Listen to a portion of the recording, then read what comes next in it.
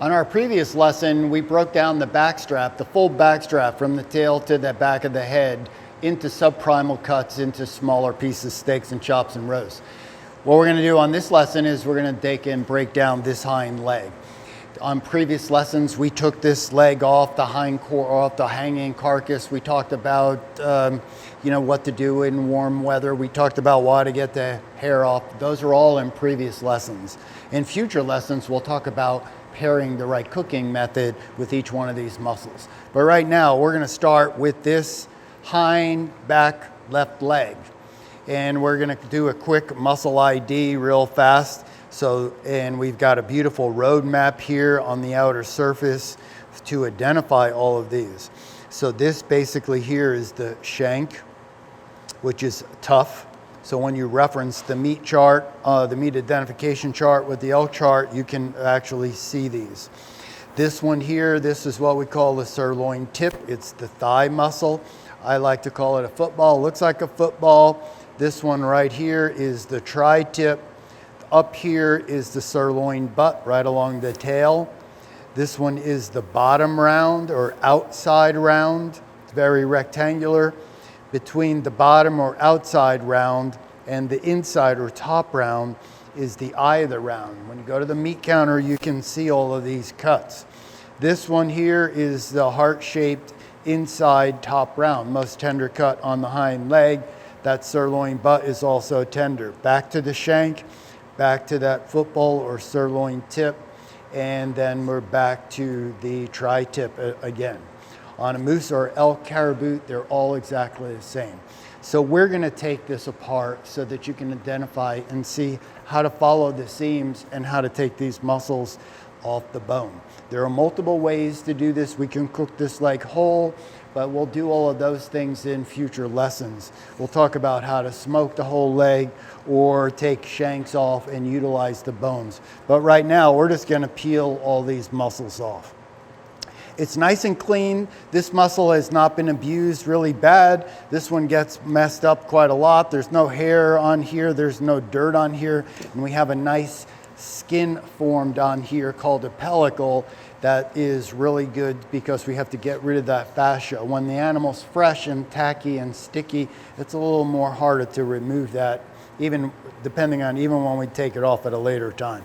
So the shank, there's basically a couple different ways. So I'm just going to cut this off, and I'm going to do this so that you can see.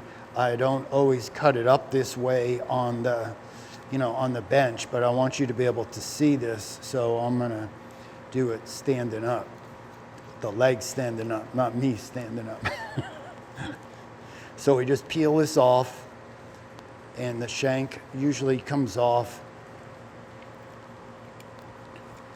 We can take it off in two pieces or take those pieces apart after we get down here. So, but what I want you to see is to be able to see where we're making the cuts. So we're just coming around and you can see the seams. All these seams are our road maps. So this all the way down here, this is that joint, so we have to come down around that joint, down to the femur. And there are different ways of doing this. You can do this actually with that leg hanging on the full carcass, but of course we're doing it on the bench that you can see. So we're just gonna really come right down through here, and we're gonna cut right to that femur. So now you can see the bone, you can see the ball joint, and we're just literally gonna take all of this off.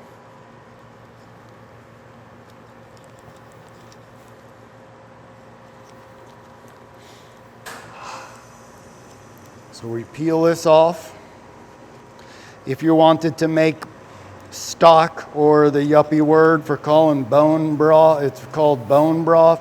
These are the bones to make stock with. So round bones are the best bones. They have a lot of marrow in them. If you wanted the marrow or you wanted to make stock, these are the bones to do it. The flat bones, the rib bones, neck bones, they're not really that good, but these are good for making stock with. Now we have the entire leg boned out. we can put it back together, and there's the bone lays here and here. So here's our football again, or our sirloin tip, inside top round, and the shank.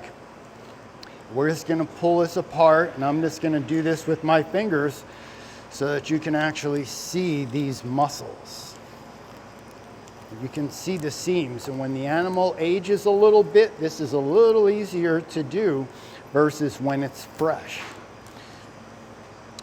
So when I always want to do this after I've let the animal rest for 24 hours. But I can open it up on a large muscle mass like this, so like on an elk or a moose, to get that body temperature out. But I don't want to cut this into anything smaller than what we have. So here's the shank or the heel. Well, the shank and the heel. So this piece, this is the lower shank, and this is the inside, I call it the heel. This is tough cut. More flavor than the tenderloin, but tough. So now we come back here, and you can see that you're in between the bottom and the top by all of this fat and fascia in here. And in this fat, there's a gland in here, and the gland is called, on lamb, it's called the stink gland. It's all right if you cooked it with the gland in there. You just want to trim it out at a later time. And of course, don't serve it. Nobody's going to get sick. It doesn't necessarily taste that good. So now you can see heart-shaped inside, top round, eye of the round, bottom round, sirloin tip, the butt, and tri-tip. So we're just going to take the top off, and in future lessons, we're going to take this and break this. We'll peel the cap off, and we'll make this into roast steaks and chops. Most tender cut on the hind leg. Now we're taking the eye of the round off. The eye of the round is also known as the mock tenderloin because it looks like a tenderloin. If you go to the meat counter, you'll see eye of the round steaks like this. They're good for cubing, braising, stewing. So this is less tender. Now we're right back here. We got the bottom. You can see that seam right there. So we're just going to follow that seam. And here is the bottom, or the outside round. You can always tell by the grain and its rectangular shape and two big sides of silver skin. This is the fascia. This is silver skin. So this is the bottom round. Now we have basically 3 pieces left, if you want to count this little tri-tip as a piece. So the tri-tip goes right over the top of the sirloin tip, or the knuckle, or again, as I've always called it, the football, just because it looks like a football. So we'll talk about which ones are good for jerky, which ones are good for grinding. This is less tender, but it's not tough, so we'll talk about cooking it again at a later date. So here is our tri-tip, and here's the sirloin butt. The butt is what's right up against the top of the tail. So I'm just going to clean this up a little bit so that we can identify it as a triangular muscle. So that's the tri-tip.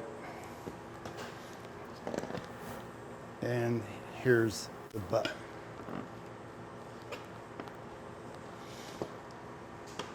Okay, so there's our pieces. Now let's put it back together.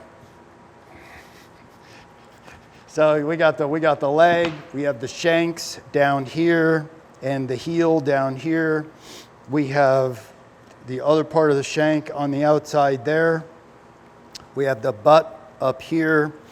We have the bottom or outside round underneath there.